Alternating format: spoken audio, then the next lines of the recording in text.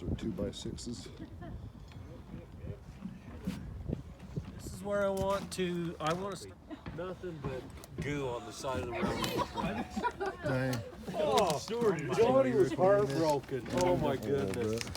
This is a California corner. Poor little Johnny. He goes California, walking in yeah, and where out. we got these. We did the California corner, Yeah, and we do Mom- 3 Mom sitting 1/4 in the, living room inches at home in, kitchen. which is the thickness of the And they wood. see That doesn't really poor little matter, Johnny. but it Oh, does because we're he putting was another. so bad. He What are these was things so called bad. again? Another He one said, of "You these. little Johnny, Another what's one. wrong?" Yeah. I guess you could call them all. It's our plates. We're gonna put Yes. our plates there, and then because we got our top and our bottom plate right here that we're laying out. Yes. And then we got that X on the goes, end with the line that means a that's California what corner, because we're don't gonna say put a it stud like right that. there on the end, and then one that's turned sideways for Johnny a said, "Wrecked him, California hell, for killed him." structure, Oh, right? yeah, that's what that means. Then we got I say it. the trimmer and the king stud. The trimmer's always on the inside, the king's on the outside because we got a window right here. Yes. Breathe. We got those marked with the C's for the cripples. Tori, don't forget to breathe. The Because central those are light. going to be like, the small studs underneath the windowsill, right? I really appreciated What a good teacher helping Tori by holding the tape and helping her way out And telling her to breathe. the plates. I got a little bit. Our whole wall frame right here. It's time to clean up, guys. These are marked with trimmers, studs.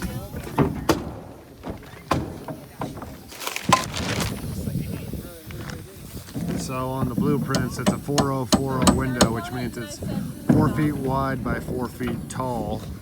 And as you can see on this plan right here, it says that the center of this window is 5 feet 8 inch, 5 foot 8.5 inches to the center of that. And then so you get to that center mark, and then you do a 4 foot opening right there from the outside of the wall to the center. And then the next opening you can see to this next window was 8 foot 9 3/4 inches, Ryan, Joseph. and that's a 14 inch. So it's a 3 foot wide window and a 1 foot 4 inch tall window right there, and that's a little bathroom window.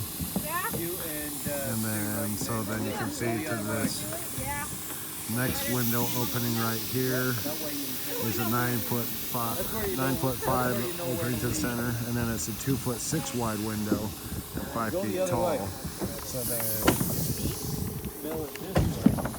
you can see right here we've got this 2 foot 6 opening. Yes, that's the way you're supposed to nail it. 5 feet tall right there is what we've got for this one. We got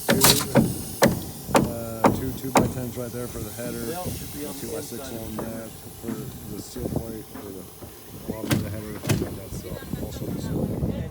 And then right here you can see their window. That's the 14 inch window, 1 foot 4 open window, and then 3 feet wide. You see they're going to have a lot longer cripples right there. And then here's our 4 foot by 4 foot window, which we've got 3 king studs on this one, and that's because our 8 foot mark is going to line up right on the center of that last stud right there. So if we ended right there, we wouldn't have anything to nail the end of our sheeting to, so we had to add an extra stud on that one due to layout concerns. But then also you can see right here on these, on the cripples on this window, on this one, because it's less than a 6 inch gap right here, on this side we put a full cripple in there. On this side we don't, and that's because this one right here is within 6 inches of the trimmer stud, so we just put in a block right there. So that's how that works. Some other notable features on this big wall that we're setting up right here as well is we've got this California king stud right here, which as you can see is nailed down, so it's on that side, so that once the wall stands up, that's going to be on the inside of the wall to where drywall can be attached. And then you can see this wall right here has been turned sideways, and this is a partition wall right here. So I'm guessing because that's going to be a wall in between rooms, that's stood up like that to also give edges for drywall to attach to, is what it seems like is the case with that. So, I'm currently drilling these holes right here.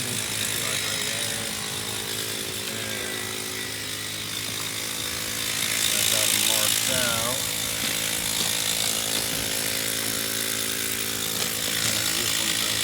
so I put this on top of over here where I've cut these bolts.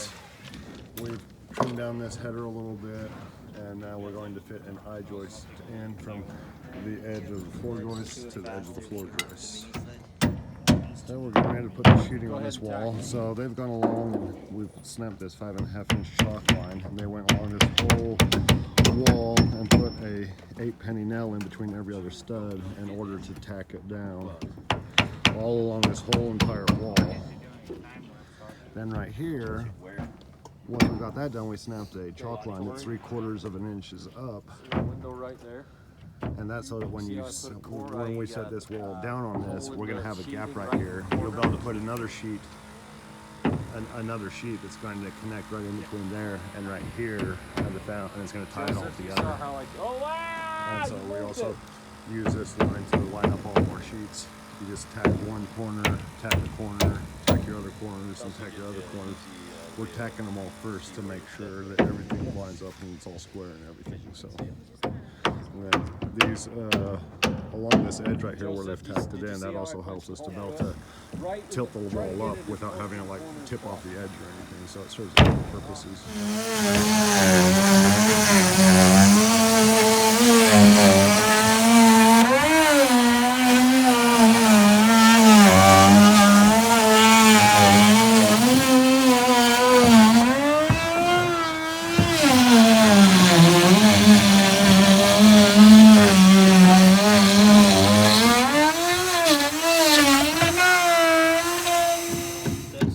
So you can see here on this door, we've got the double trimmer right there. There's a kingston on the outside. You can see by the nails right there, there's a kingston right there, which obviously it should be one. But yeah, 2 trimmers. And then right here we got a double trimmer as well.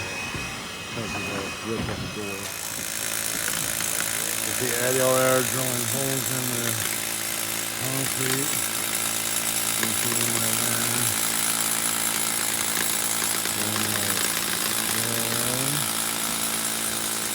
And that's because we're replacing rebar for the concrete pour. You can see. Rebar. And that's what they're doing. So right here you can see we're adding the double top plate. It's second top. Connecting all the walls together right here.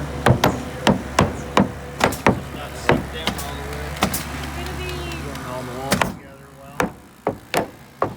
And you can see on this edge right here, we've left the top plate 5.5 inches from the edge to allow the wall to come up from this direction to be able to have its top plate sit in there. And also you notice that California corner right there for the drywall.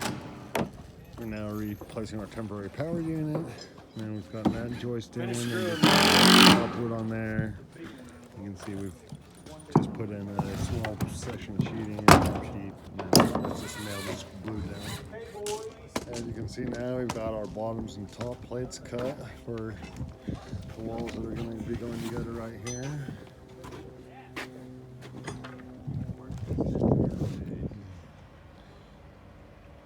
So we got these orange lines right here that are setting that are at our grade, and then we've set these boards right here, the screed boards where we've put down the concrete stakes, and then nailed the 2x4 to it, and use this other 2x4 to go along in order to level it all out for our concrete pour that's coming up.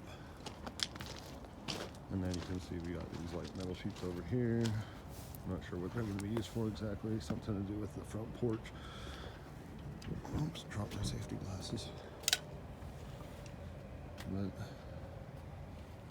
we got some kind of like little divots on it, a couple different sizes of them. More hands to lift up this wall. Yeah. Okay, so we framed the I've front done it wall, before. which you can see on here the dimension is from the outside, would normally be from the inside of this concrete wall right here. It says 4 foot 3 5/6 inches to the center of this door right here, which is supposed to be a 3'8", 6'8" door. That 3'6" or that 3882 is a typo. It should be 3868. So anyway, on this wall, it's got 5.5 inches added because it's going clear to the exterior right here. Instead of this inside wall, it's actually going to go to this outside wall. So the dimension of the 2x6 is 5.5 inches. And so you go we added that extra 5.5 inches right there. And it's going over to the center of this door, 4 feet, 3 5/16 inches. And then to the center of this next window is 6 feet, 9 inches to that front one. And then we got some 2-foot walls right there, 2-foot walls right there. And then this one was built from this direction, which is from the exterior wall. You can see it is 5 feet, 9 3/4 inches to the center of this window. And then to the end of that wall should be another 5 feet, 2 1/4 inches. So, and you can see on these layouts over here how we've done that.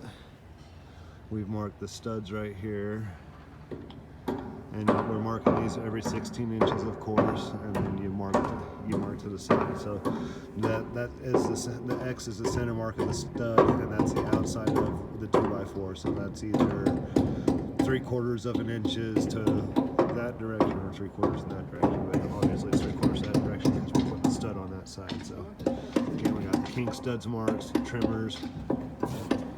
King studs, that's that door that I was just pointing out in the plans. Here's that front wall and that bigger window that we were looking at as well. You can see trimmers, king studs. We've got the cribble studs underneath the window that again goes underneath the windowsill. Here's the top plates for that 2-foot wall as pointed out. Those ones must have fell down or something. And then again, we've got that other exterior wall right there. So good stuff. It's awesome. They're the same quality. You may notice we're using all of the boards from our forms to do all of our headers. Also worth mentioning, like on these 4-foot windows, and any window for that matter, is that the trimmers, or the headers, the headers are cut 3 inches wider than the window because the king stud the trimmer is the actual physical will be right at the final border. You know, there might be some finish work or some plywood or some drywall that goes on there, but the trimmer is the king stud goes outside it, and so the header needs to be 3 inches wider so that it can sit on top of the trimmer. Should we put it? Should we get a king stud? So here's the header for a 4-foot. Yeah, we should have the king stud, dude. So you can see this header is 4 feet, 3 inches. 2 2x10s nailed together. That's not really. So take this over here. This is going to go in right here. And we need to actually nail this whole wall together first too. So Yes. we should have buzz. So we're measuring our trimmers right now. We've got the bottom of our king stud that's in. Our header is nailed in. And now we're measuring up to the bottom of our header 6 foot in to find out what our trimmer should be. 6 foot 3/8. It's a weight of less than a half. Same. Do you see that? 83 and okay, like a small half, or so maybe 7/16. That's probably good. 83 and 7/16. Okay, then we gotta get the other side. That's how you measure our trimmers. Okay, with these 2-foot walls, you can see we've got a good amount of overhang right there on the sheeting. Not 100% sure what that's for, but obviously it has something to do with how they'll tie together and making it easy to tie them together. So you can see the California corner on those as well. It's so weird. Usually just Walls. Well,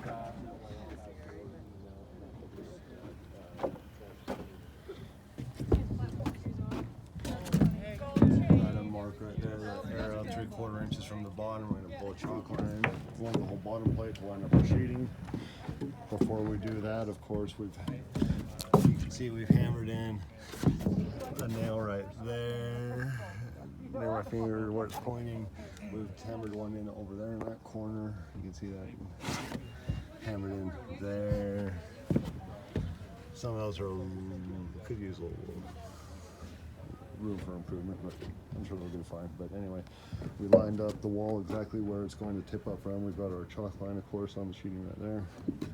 It's going to tip up, and we're going to square it first by doing the diagonal method, pulling the tape from corner to corner on the wall. We pull from that corner to this opposing corner, and from that corner to this opposing corner, as long as those measurements are equal. We've got a square wall, and sheet should go on nice. It goes to straight up, right? We get a little bit apprehensive of getting it up there and lean it back. It gets really heavy right here. If it gets to straight up, it'll stand by itself. If it goes past, obviously we don't get past because that's why we like to lean it right here, right? But don't make any mistake. Get it right to straight up and then hold it. At that point, I'm probably pull a couple of you off the wall. The rest of you are going to just stand there and hold it and keep it from falling over. And we're going to start bracing it a little bit at a time, right? The easy ones are going to be the ends. So I'll grab a nail gun. Todd, let's get a nail gun down by you. Colton, get a nail gun right by you.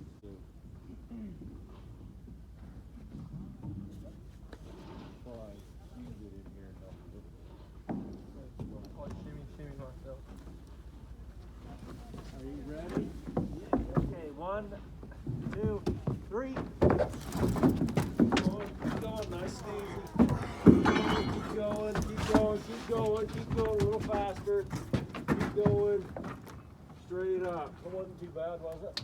No. It wasn't too bad at all. You're really strong and all this combined. What is it? What do you want me to use? 2x4 or 2x6? 2x4. 2x4. That's I like one to whole put a wall. ceiling bead of glue underneath it. But I didn't get it done. Pretty good. What? Yeah, so you like boil water and then you put it in a separate bowl, like don't do it over the oven, Level. but like, and then put it on the table. Towel over it.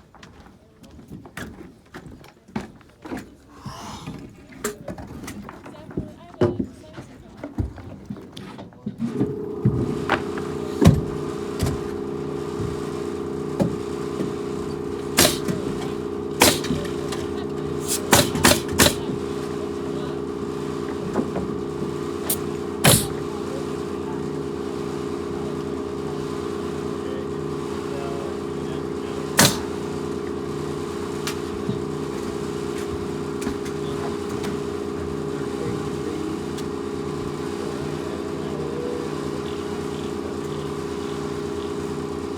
a Big hammer when you go outside and right here and push that back to the line like I did.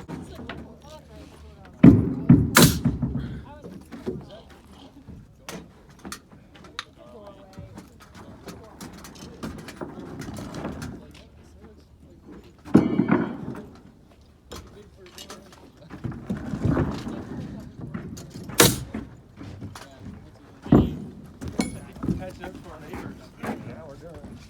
We're making good progress. Okay, where are we at? Right here. Yep. A little more. You probably been like, Bounce it. saw that.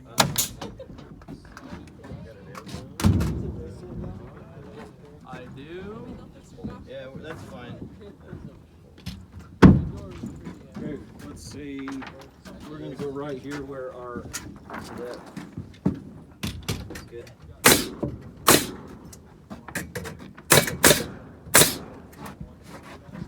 all right, where's a block?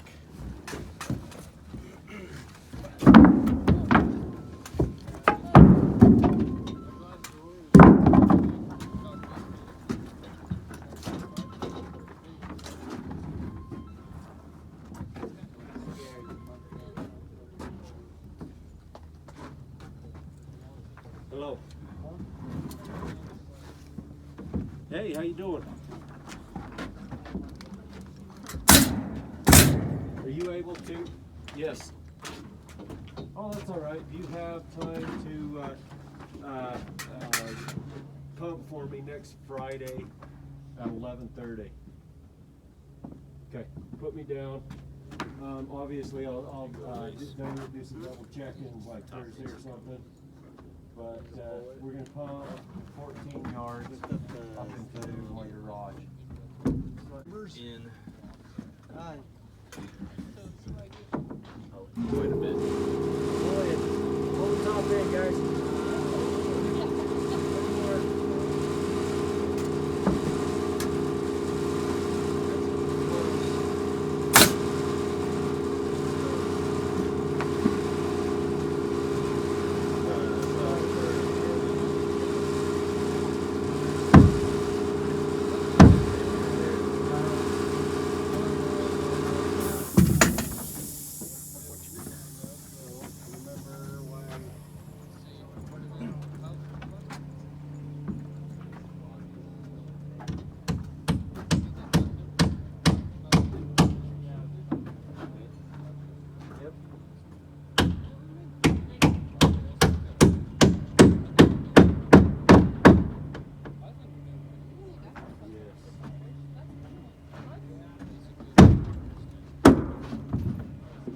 Yeah.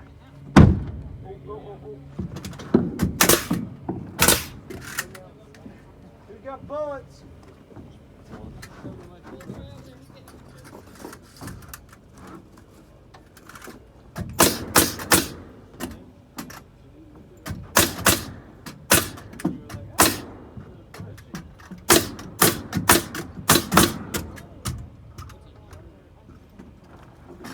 Shiner. You got a shiner.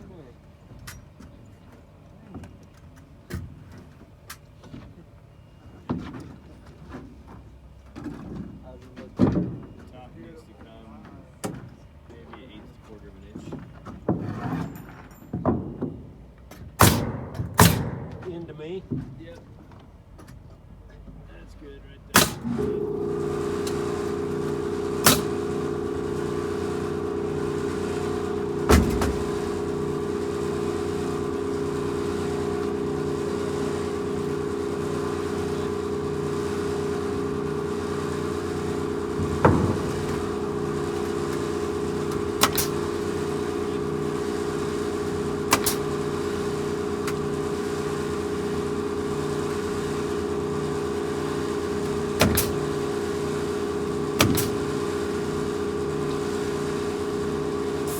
We need some love over here.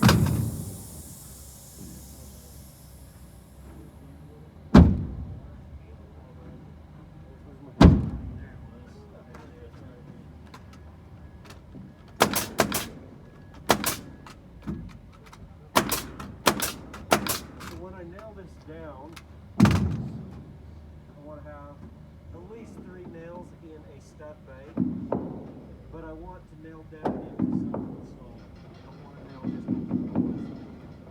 So this is where stacking the building pays off, right? Right here. Nice little slide angle. I'm going to hit the top of my floor joist. If I come out here, I know that I've got that rim joist that's doubled up. I can hit those as well. Okay. So they put a few nails in here to help get it pushed and pulled onto the line, and then we take a level and make sure that our walls plumb at each one of these braces. And we'll do more as we go along. We'll straighten these a little bit more. When I put my blocks, my cleats down, same thing. It's going to do me no good to just nail it to the OSB. There's nothing there. That OSB doesn't have enough mass to hold that nail. So I'm trying to hit my my floor joist as I do that. Okay. So let's go ahead and get this one plumb, and this should be braced well enough. when you do this, you want your level as close to your brace as possible, right? Needs to go out. Just needs to go out. Just that's perfect, right?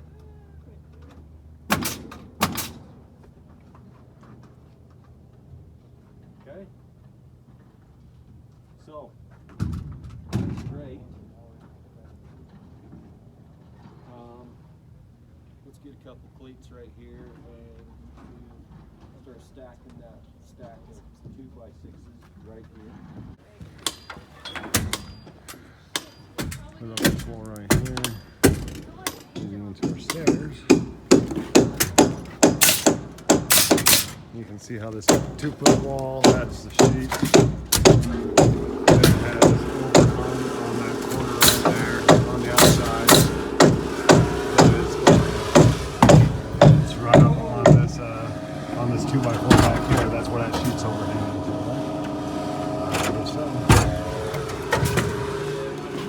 And so on this one, we'll set it up. This sheet is going to be sitting right flush against this right here. Nailed right in there. Beautiful. All right, are we good to put this one up? I think so. Got it. Are you just putting the glue down because it's a 2-foot wall? Nope, just putting glue down to seal the air infiltration. Do we do that? Were we supposed to do that on all those Yes, walls? we should. You don't have to. It's just Good practice, but it's a more gooder thing. it's It's what I like to do. another step. Okay. Okay, so laying out this wall, Daniel first had to hold the tape at the outside of the wall, at the very outside of this sheet for this wall that's already stood up, in order to account for the fact that when we put the sheets on this wall right now that we're laying out, it's going to have a 5.5 inch or 6 inch overhang, basically to go to the edge of that sheeting right there. And so the first mark, which would normally be at 15.25 inches, so it would be at 3/4 of an inch back from the 16-inch mark back, is actually back 5.5 inches from that. So that's how I'm laying out this side wall. That will go to our first wall there. And now you can see on the layout that all of the triangles, the point is at the edge of the wood, and the X is at the center of the 16-inch mark. And the triangle, the point is at the edge of the wood, and the X is at the center of the 16-inch. You see, we've got this whole wall put together. One more hit. One more. Keep going. Keep going. Keep going. Keep going. Keep going. Right, Just trying to keep get that wall flush Keep before going. we You're nail almost it in. there. One more. Good. Okay. Finish tying it together.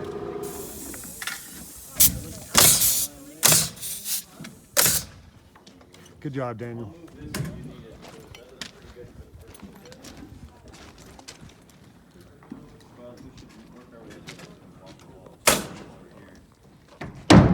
So an interesting thing worth noticing that I hadn't really paid attention to before is if you look at that wall we built for the stairwell right there, we've got about a 2 or 3 inch overhang, and I presume that's going to tie in some for some reason. And you can see our header hanging below. Yeah, anyway, I thought that was worth mentioning. It's on the one side, but not on this side, so I guess we'll see how that works. Put up this back front wall.